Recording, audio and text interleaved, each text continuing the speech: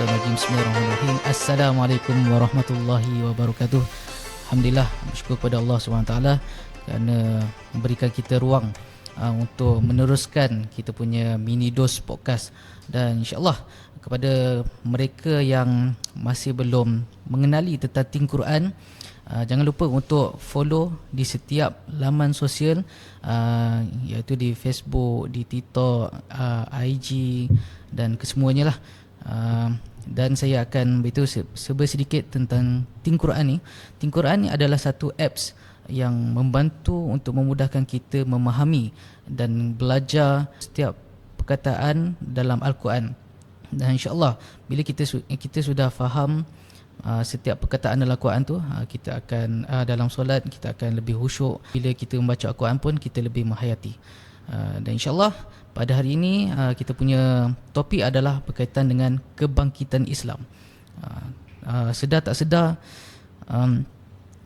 sekarang ni kita punya saudara Islam di bumi Gaza, Palestin dan sebagainya masih dalam keadaan diserang oleh tentera Zionis Israel sehingga kini. Tapi adakah kita masih mengingati mereka? Jadi jom kita sama-sama bincangkan tentang kebangkitan Islam. Untuk tetamu kita pada hari ini, kita jemput orang yang hebat dalam ilmu, dalam bisnes dan sebagainya. Kita jemput Tuan Haji Amin. Assalamualaikum Tuan Haji. Waalaikumsalam warahmatullahi wabarakatuh. Sihat, alhamdulillah. Alhamdulillah. Jadi Tuan Haji daripada mana? Jadi saya sebenarnya saya sebenarnya orang Segamat ni. Saya orang Segamat Johor, tapi saya dah lama lah menetap di Bandar Seri Putra. Bandar Seri Putra. Dekat tu dengan UIS tu. Dulu kuis kan kuliah macam Selangor. Okey, saya dulu belajar dekat UIS. Tapi sebelum ni bukan UIS tapi kuis. Kuis lah. College Universiti Islam Selangor. Dah lama Tuan Haji menetap dekat Bandar Seri Putra? Saya dah duduk di situ semenjak 2010. 2010. 2010. Maksudnya sebelum saya belajar lagi. 2010. Jadi, saya belajar dalam 2012 macam tu. Saya masuk kuis tu dalam 2012. Alhamdulillah saya belajar dalam bidang ni lah, diploma tahfiz Quran wal Quran. Masya-Allah, alhamdulillah. Saya nak tanya Tuan Haji lah kenaan dengan kebangkitan Islam ni. Apa yang Tuan Haji terfikir akan kebangkitan Islam? Okay. Bismillahirrahmanirrahim. Nahmaduhu nusalli ala rasul karim, amma ba'd. Jadi sebelum saya nak jawab soalan Iqmal tu, saya nak berterima kasih lah kepada founder Think Quran. Allahu Akbar. Saya tak tahu nikmat mana yang saya nak dustai. Sebab tu nikmat yang sangat-sangat besar. Walaupun saya ni berpenampilan pakai kopiah, pakai jubah dan sebagainya, saya nak maklumkan awal-awal lah pada saudara Iqmal, saya bukan ustaz. Saya cerita sikit latar belakang saya supaya mungkin penonton-penonton lebih memahami. Saya graduate dalam bidang sebenarnya dalam pengurusan harta tanah sebenarnya. Harta tanah. Property management 1993 di ITM lah zaman tu. ITM Shah Alam, UiTM Shah Alam. Tahun 1993. Jadi saya ni membesar seperti anak-anak lain membesar. Maknanya seperti anak-anak lain juga diajar belajarlah pandai-pandai.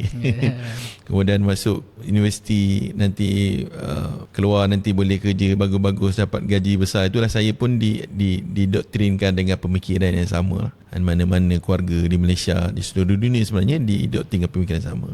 Cuma kalau kita nak jawab balik soalan macam mana kita nak cerita tentang kebangkitan Islam ni sebenarnya, apabila himpitan berlaku kepada umat Islam, saya rasa semua orang Islam nampak tentang perkara-perkara ni. Dan kita pun selalu dengar daripada hadis Rasulullah sallallahu alaihi wasallam, dia kata akhir zaman nanti orang Islam ramai seperti dalam tamsilan dalam hadis tu dia kata seperti buih-buih di lautan. Mereka ramai, mereka akan dikerumuni oleh musuh seperti mana satu orang makan dalam satu pinggan, kemudian dikerumuni oleh ramai orang untuk makan. Dan macam-macam lagi kita dengar pasal hadis-hadis zaman. Tapi dalam masa yang sama juga kita mendengar tentang Islam pasti akan bangkit. Jadi maknanya bila saya belajar di ITM dulu, saya pun selalu juga membaca buku-buku tentang kebangkitan Islam. Tapi kita tak nampak daripada mana puncanya kebangkitan ini akan berlaku. Sebab bila satu orang tanya dengan saya, dia kata sebutkan satu negara Islam yang boleh kita namakan sebagai satu contoh lah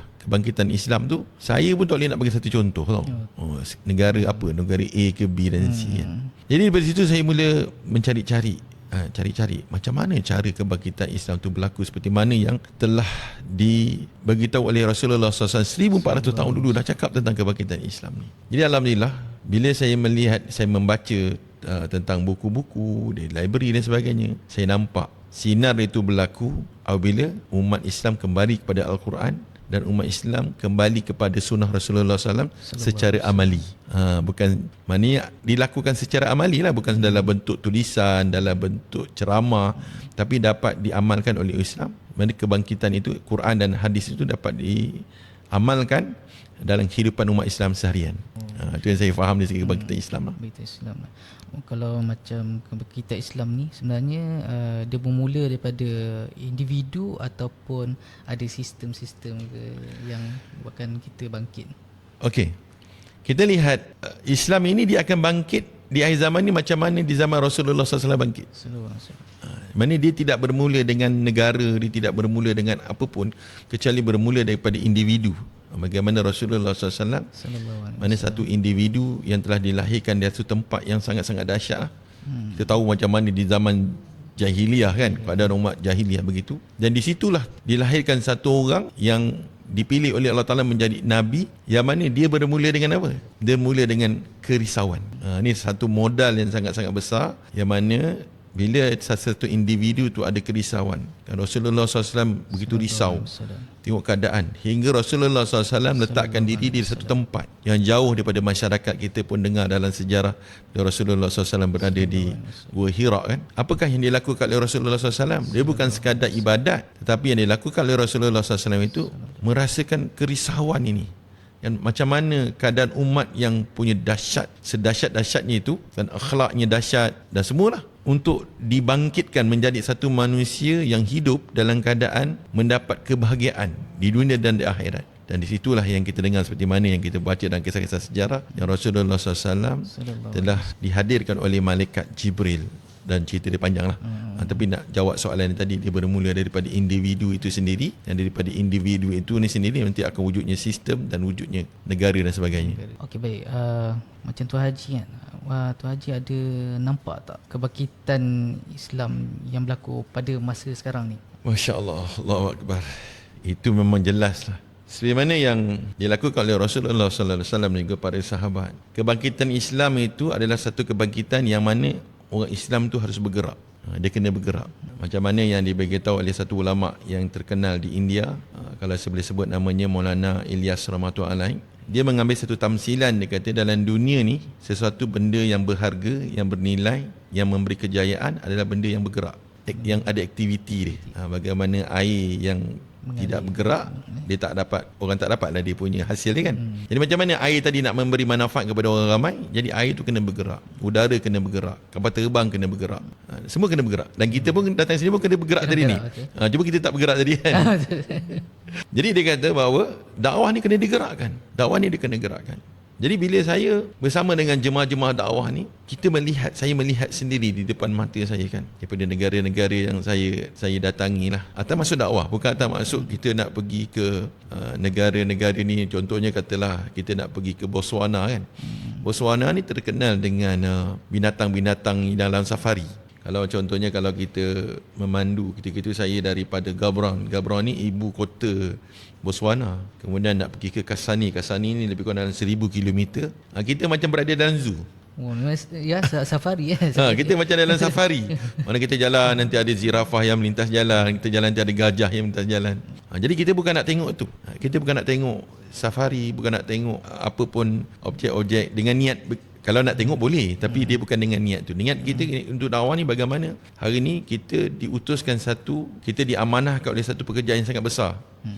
Dalam Quran pun Allah Ta'ala kata ini, kita kena faham Quran ni. Allah tidak kata bahawa kita ni mulia dengan sebab kita pergi haji tiap-tiap tahun, kita solat malam, kita bersedekah dan sebagainya, tapi Allah kata kita akan menjadi umat yang terbaik. Kalau saya boleh ambil sedikit ayat Quran kan. Dia kata bismillahirrahmanirrahim, kuntum khaira ummatin ukhrijat linnas ta'muruna bil ma'ruf. Mengajak ni dia maknanya dia kena gerak. Dia kena gerak. Macam mana bergeraknya Rasulullah SAW kan, daripada rumah ke rumah, daripada pintu ke pintu kan, daripada kampung ke kampung, daripada bandar ke bandar. Jadi bila ini cerita pengalaman saya lah. Satu ketika tahun 2016, saya dengan teman-teman saya 7 orang, 8 orang masa tu, kita pergi ke Sepanyol, ke Spain. Kenapa kita nak pergi ke Sepanyol? Sebab inilah tempat kerajaan Andalusia 700 tahun lebih di bawah pimpinan Andalusia, di bawah pimpinan Islam, Empire Islam. Jadi kita nak pergi tengok apa yang berlaku di sini dan apa yang boleh kita lakukan dan apa yang sedang berlaku di Sepanyol ni. Jadi tempat kami pergi tu, kami landing di transit di Turki dan kemudian kami terus ke Barcelona. Dan Barcelona kan, biasa orang tengok pergi Barcelona ni, apa Barcelona? Bola sepak lah kan. Kelab bola sepak kan. Tapi kami pergi bukan bola sepak atau masuk dakwah. Dan kami pergi di satu masjid. Ini satu perkara yang ini kali pertama, itu kali kedua rasanya saya keluar dan atau masuk dakwah. Kali pertama saya pergi ke Jordan, kali kedua saya pergi ke Sepanyol. Jadi kita sampai di Masjid Tariq bin Ziyad. Kalau ada sana tak panggil masjid, dia panggil Mosquita. Oh, Mosquita. Yalah bahasa Sepanyol kan. Bahasa Sepanyol Mosquita. Mosquita Tariq bin Ziyad ni dia berada dalam kawasan komuniti orang-orang Sepanyol lah. Orang Sepanyol dan juga ada juga di kalangan mereka yang berbangsa Morocco yang bekerja lah, yang bekerja di situ, dan ada juga Bangladesh, Pakistan dan sebagainya ada juga di situ. Yang ajibnya yang di luar pemikiran saya tau, sebab kita pun duduk sebuah negara Islam, Malaysia kan. Ini nak cerita tentang dahsyatnya di sana ni. Selepas solat subuh, jadi lepas solat subuh kami pun nak berbual-bual dengan rakan. Kita baru sampai kan, kita baru sampai nak berkenalan. Datang dia punya pegawai masjid dia. Kalau kat Malaysia ni kita nyetuk siap lah kan. Dia kata, you kena keluarlah daripada sini kan. Dalam hati saya, sombong betul lah dia punya pegawai masjid. Tak boleh nak duduk. Padahal kita bukan duduk kat asal depan, pun duduk kat belakang. Jadi kita sangkakan pegawai masjid ni sombong lah kan. Tapi rupanya baru saya tahu bahawa di luar tu, kita solat tu dalam 300 orang lebih lah. Dia bukan masjid tu, dia adalah rumah kedai yang direnovate sebagai surau tu masjid. Maknanya kali pertama tadi lebih kurang 300 lebih orang solat. Di luar sana ada 300 lebih lagi sedang menunggu untuk saf, untuk solat yang kedua. InsyaAllah. Ini di Barcelona ni, di Sepanyol. Walaupun kita mendengar kan daripada berita-berita tentang Islamfobia dan sebagainya, orang takut dengan Islam dan sebagainya, tapi kalau kita lihat di Sepanyol sini, saya cerita dalam konteks Sepanyol ni, boleh dikatakan saya tak boleh nak komen seluruh Sepanyol lah, sebab kami di sana kami cuma pergi di beberapa kawasan. Kami pergi di Madrid, Barcelona, kemudian kami pergi ke Valencia, daripada Valencia kita ke Almeria pergi ke Cordoba juga kami pergi. Banyak kawasan-kawasan kita pergi. Boleh dikatakan mungkin 90% lebih gereja-gereja mereka semua kosong. Gereja kosong. Tapi dekat masjid itulah ramainya. Ni si cerita kontak Sepanyol lah. Nanti kita akan dalam masa podcast nanti kita akan pergi ke negara-negara lain juga kan, untuk kita lihat tentang kebangkitan itu. Kalau macam satu negara tu berapa hari dakwah yang Tuan Haji buat? Kalau di Sepanyol kemarin tak lama, kita mengambil masa lebih kurang dalam 4 bulan di Sepanyol. Di seluruh Sepanyol saja 4 bulan. 4 bulan tu lama juga tu. Masya-Allah. Memang bagi saya lah, orang yang buat dakwah kat seluruh negara memang kuat hati. Macam saya mengaku diri sendirilah. Saya nak keluar rumah tu pun dah susahnya nak keluar rumah. Dia macam nak duduk rumah je. Tapi bagi orang yang berdakwah ni, dia sanggup untuk keluar 4 bulan sampai setahun pun ada lah. Memang hebat lah. Jadi Tuan Haji, boleh tak ceritakan sedikit latar belakang sebelum memulakan dakwah ni? Okey. Jadi saya macam saya cakap tadi lah, dari awal saya adalah orang biasa, bukan orang luar biasa kan. Anak ulama ke anak ustaz, bukan. Saya seperti orang biasa, keluar universiti, keluar graduate dalam bidang, bukan dalam bidang agama pun. Cuma di dalam hati tu dia ada sedikit kerisauan tau, bila kita lihat ke mana saya nak bawa anak dan isteri saya. Dia bermula dengan itu. Dia bermula dengan saya dan bermula kemudian saya fikir, ke mana saya nak pergi? Dia dah ada gambaran. Kemudian bila saya lihat wajah anak saya, saya cuba kita balik kan, kita tengok anak-anak kita tidur, keluarga kita, isteri kita kan. Cuba kita fikir. Sekali-sekali cuba kita fikir, ke mana kita nak bawa mereka? Apalagi kita ni sebagai ketua rumah tangga kan. Dalam keadaan saya pun tak ada ilmu agama seperti mana ulama-ulama, ustaz-ustaz yang lain. Jadi ketika itu, terfikir tu dalam kepala pemikiran saya ketika itu, saya perlu lakukan sesuatu. Dan Iqmal, saya selalu tu didatangi oleh orang-orang yang saya anggap mereka ni sebagai pengganggu lah. Datang rumah kan, lepas tu ketuk pintu, kita tengah makan ke dalam tu, nanti dia nak cerita agama lah. Bagi saya mereka ni sangat-sangat mengganggu lah saya punya privacy saya kan. Kali pertama saya tengok mereka ni masa saya dekat ITM, sebelum saya dipindahkan kat Shah Alam, saya duduk dekat ITM Perak di Manjung ketika itu kan. Jadi dia selalu datang ketuk pintu, cakap agama. Jadi dia sangat-sangat mengganggu. Sehinggalah pada tahun 2004, ketika itu Allah datangkan saya sedikit ujian lah. Mana tu ketika itu saya tak ada pekerjaan, tak ada perniagaan, dan memang tengah ada banyak masalah dalam kehidupan ketika itu. Panjang nak ceritanya. Tetapi datang satu orang hamba Allah Ta'ala ni yang memang dia selalu ikut usaha dakwah ni. Dia bagi satu nasihat yang sangat pendek. Sangat pendek, tapi nasihat tu menyebabkan saya tak boleh tidur the whole night. Satu malam tak boleh tidur memikirkan tentang nasihat dia. Saya cakap kat dia tentang saya punya masalah. Dia masa dia belajar dekat UPSI.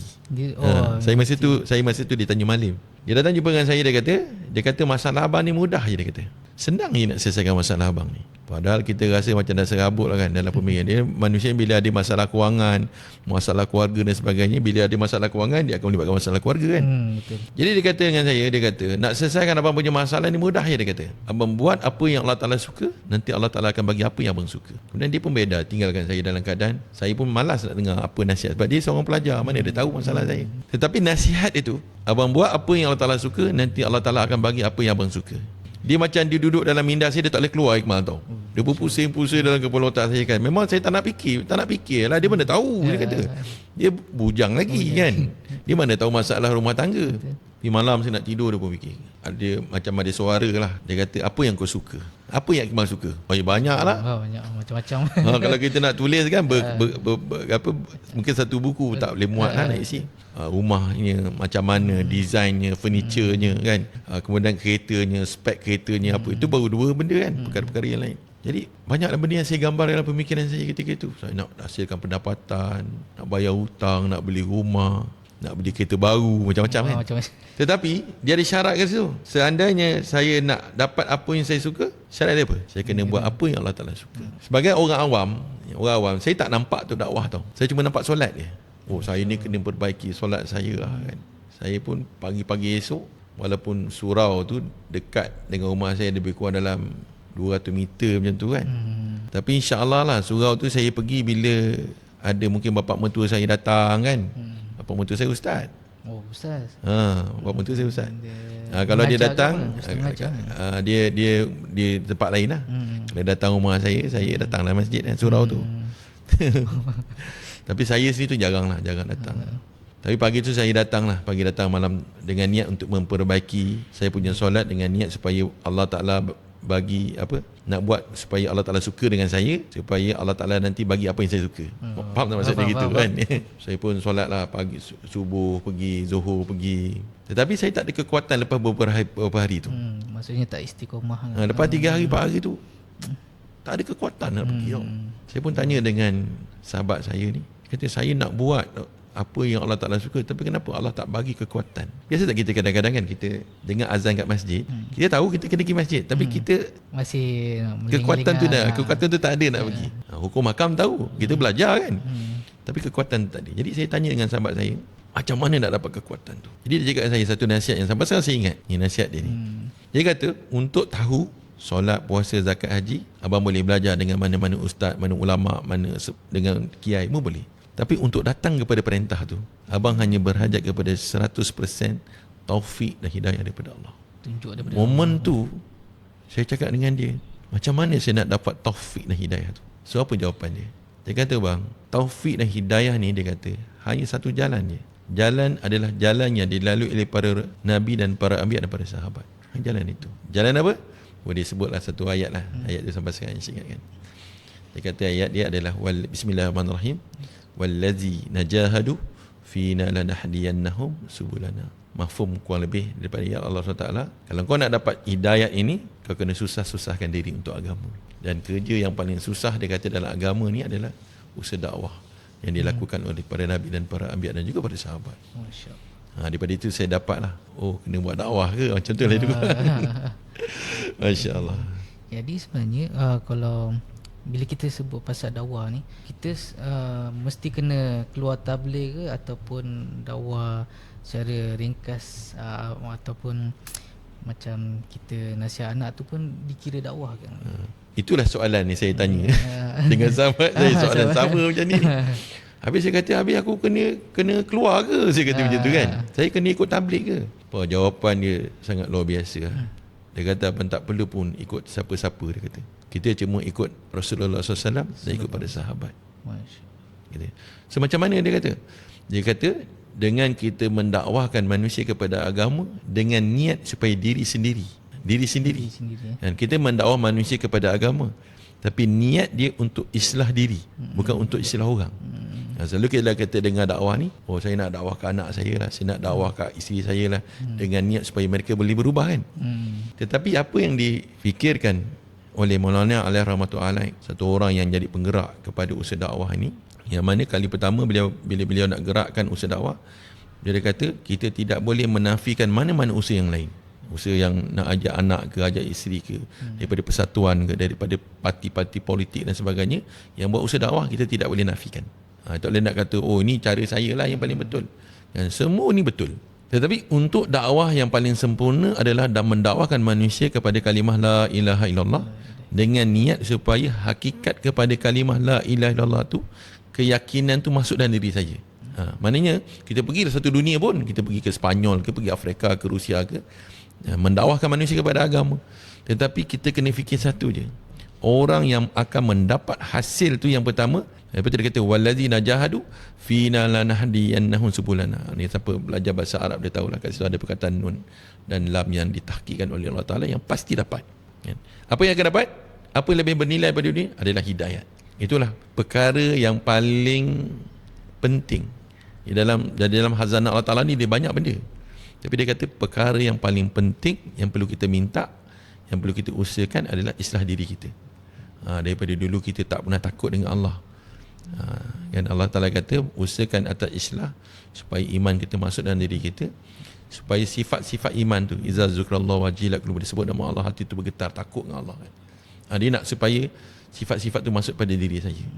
Itulah maksud dakwah yang kita bincangkan pada hari ini. Masya-Allah. Macam yang Tu Haji cakap kan, kita dakwah ni kita kena terapkan dalam diri kita untuk ubah pada diri kita Islah diri. Sebab saya pun pernah terfikir juga, kalau kita asyik nak nasihat pada orang lain tapi bukan untuk diri kita, kita rasa macam kita selalu betul. Betul tu Haji. Kalau kita buat dakwah niat untuk betulkan orang lain, dia ada dua keadaan. Sama ada kalau dia tidak sukses, kita akan rasa kecewa. Kecewalah saya kan. Saya dah dakwah orang kampung saya, saya dah dakwah negeri saya dakwah anak isteri saya, tapi mereka tidak berubah, jadi kecewa. Kalau seandainya berjaya, kita akan rasa sifat-sifat sombong, ujub akan datang pada diri. Ini sebab saya lah ni, diorang ni berubah. Itu bahaya dia tu. Itu antara bahaya juga kalau ada sifatnya tu. Jadi macam Tu Haji ada tak rasa berputus asa masa nak buat dakwah tu? Saudara Iqbal, dalam dakwah ni, cuba bayangkan kalau Rasulullah SAW berputus asa. Habis Islam. Cuba bayangkan ketika Rasulullah SAW dibaling batu. Ada ulama kata, ada sedengar cerita-cerita daripada ustaz, bukan 1 kilometer, 2 kilometer, malah lebih daripada tu. Dibaling batu dengan badan yang berdarah kan. Tinggal kasut Nabi digenangi oleh darah. Kita dengar kisah-kisah tu kan. Cuba bayangkanlah ketika itu Rasulullah SAW putus asa. Saya dengan saudara Iqbal hari ni mungkin kita sembah pokok lah kerja kan. Jadi maknanya sebagai manusia biasa, bila kita bila dakwah kita ditolak, kita akan pastikan rasa. Itu normal, kita bukan Nabi kan. Pastilah bila kita pergi di satu-satu tempat, mungkin kita dimarah, mungkin kita punya beg kita kena lontar luar masjid. Itu semua benda berlaku. Tapi kita dididik Kami semua ni dididik sebelum untuk keluar 4 bulan 40 hari ni, dia ada satu nasihat khusus. Bagi siapa-siapa yang nak keluar ni, dia ada nasihat-nasihat khusus. Dia kata kita keluar ni, satu nak sempurnakan iman dan diri. Yang kedua dia kata nak sempurnakan akhlak. Nak sempurnakan akhlak, dia kata. Orang kafir, dia kata dia tidak akan terkesan dengan apa pun yang ada pada diri kita. Ekonomi yang hebat, tanpa kita menolak bahawa ekonomi penting, kan? Negara yang hebat, tanpa kita menolak bahawa negara itu penting, tapi dia tak terkesan. Senjata yang hebat, kan, kapal selam ke, roket ke dan sebagainya, kan, kita perlu, tapi dia tidak akan terkesan. Yang terkesan adalah bagaimana hari ini orang Islam, bila dia hasil daripada dakwah yang dia buat ini, menghasilkan akhlak yang baik. Sahabat saya ni cerita lah, kan, ketika dia dakwahkan satu pakcik tu lah ludah dia. Ludah dia. Jadi ketika dia ludah, dia cerita, kan, dia telah memandang berbalik badan dia kepada pakcik tu, mana pakcik tu duduk belakang dia, dan dia angkat tangan. Dia angkat tangan, dia doa, ya Allah, terima kasih ya Allah. Terima kasih ya Allah, hari ini aku telah diludah bagaimana Rasulullah SAW diludah, bagaimana Rasulullah SAW dimaki, ini aku dapat rasa itu ya Allah. Terima kasih ya Allah, terima kasih. Pakcik tu peluk dia di belakang. Pakcik tu peluk dia di belakang, dia kata minta maaf, dia kata. Jadi macam mana kita cakap boleh tau, cakap boleh kita nak akhlak sempurna, tapi bila diuji, ada tak kita boleh istiqomah, kan? Kalau kita baca dalam surah Al-Fussilat ayat 30, dia kata innal ladzina qalu rabbuna Allah, siapa mengatakan Allah lah Rabb dia, tapi ayat tu tak baik, dia kata summastaqamu, dan kau istiqomah. Dalam keadaan kita marah tau, dalam keadaan kita lapar, dalam keadaan kita penat, kat situlah kita akan diuji. Kau marah tak? Itu satu perkara yang sangat luar biasa, masya-Allah. Di mana tak ada perkataan putus asa dalam dakwah. Untuk kita rasa lemah biasa. Saya pun mesti biasa. Tapi kita tak boleh lemah lama-lama, 5 minit lah. 5 minit, 10 minit, betul kita bangkit balik. Kira apa, dakwah ni memang mental diri pun kena kuat juga. Jadi macam Tuan Haji kan dah lama berdakwah, kan.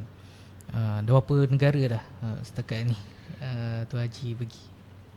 Saya nak cerita negara ni malu nak sebut. Kalau dia kalangan orang biasa, kan, pergi 65 buah negara ni, dia satu perkara yang hebat lah, kan.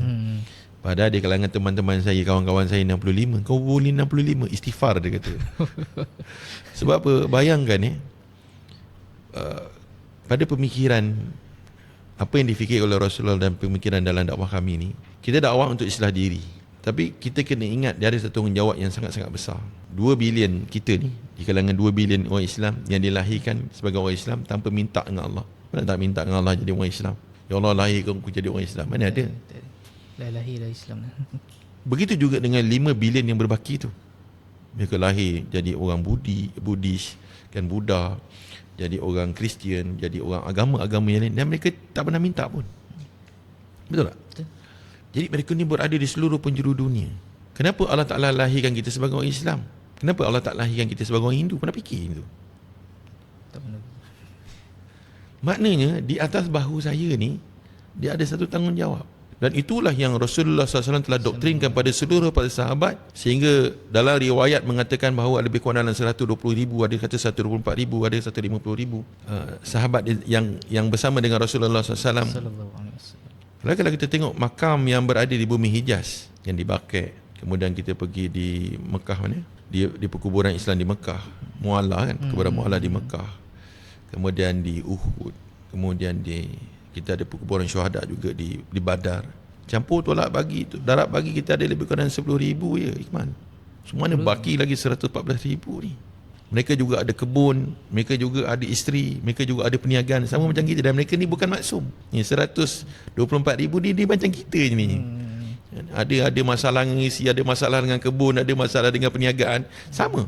Yang kita pun mendengar daripada apa yang masalah-masalah yang dirujuk kepada Rasulullah SAW adalah masalah sama pada hari ini. Ya Rasulullah, isteri saya begini-begini. Ya Rasulullah, bisnes saya begini-begini, kan. Tapi 114,000, bila saya berada di bumi Jordan ketika itu, saya melihat sendiri, kan. Sahabat-sahabat saya yang berada di bumi Jordan, dia kata ada 36,000 makam sahabat. 36,000. Dan kita tahu bahawa Jordan ini adalah negara Kristian dulu, kan? Kan negara Kristian, kan. Katakan Rom tu, kan. Itu adalah Jordan antara negara Rom. Kita boleh tengok runtuhan bekas-bekas gereja berada di sana. Kita boleh tengok. Tapi kenapa 36,000 ni berada di situ? Kenapa tak di perkuburan sebelah isteri dia? Macam sekarang kita kalau meninggalkan, nanti kau kuburkan aku sebelah mak, sebelah keluarga, parent punya kawasan perkuburan. Kenapa mereka berada di sana? Atas maksud yang besar, iaitu ini tanggungjawab dia. Iaitu bagaimana tanggungjawab kita hari ini yang 5 bilion manusia ni, kalau seandainya mereka mati dalam keadaan tak ada siapa yang mendakwahkan mereka pada kalimah la ilaha illallah, maka dekat akhirat besok kita kena di mahkamah Allah Ta'ala, saya kena tanya, saudara Iqmal kena tanya, dan setiap daripada kita kena tanya dengan Allah SWT. Jadi itulah katanya penting sangat untuk menunaikan tanggungjawab yang Rasulullah SAW telah serah amanahkan kepada sahabat. Islam solat macam kita macam lari button apa? Pas button kan? Mana Rasulullah SAW dah pas button kepada sahabat telah pas button kepada tabi'in. Itu yang menyebabkan ada yang sahabat yang kuburnya berada di China. Kan? Kalau kita dengar di Abu Bakar, kalau kita dengar kan, sahabat-sahabat yang balik daripada Canton di Guangzhou, ada makamnya Abu Muhammad Abu Zar, Abu Waqqas radhiyallahu anhu. Kemudian baru-baru ni saya dihadiri oleh rakan-rakan dakwah daripada Kerala. Di Kerala tu ada 12 makam sahabat yang dikirim oleh Rasulullah SAW sebelum daripada peristiwa hijrah Rasulullah SAW ke Madinah. Waktu India ni masuk Islam awal. Kemudian bertebaran lah. Kita boleh di negara Afrika, di negara Afghanistan, dan ada juga yang bagi tahu bahawa di negara Asia ni, di Indonesia ada sahabat yang sampai. Wallahu alam. Jadi itulah maknanya pentingnya dakwah ni digerakkan supaya apa? Macam tadilah kata, supaya agama Islam ni dapat dibangkitkan, bukan sekadar dalam bentuk ceramah tulisan, tapi sahabat-sahabat ni, dan kan button tu ada kat tangan saya kan. Sekarang button tu dia ada kat tangan Iqmal dan kat tangan saya. So apa kita nak buat dengan button ni? Pas. Itu kita nak pas. Kena pas. Allahu Akbar.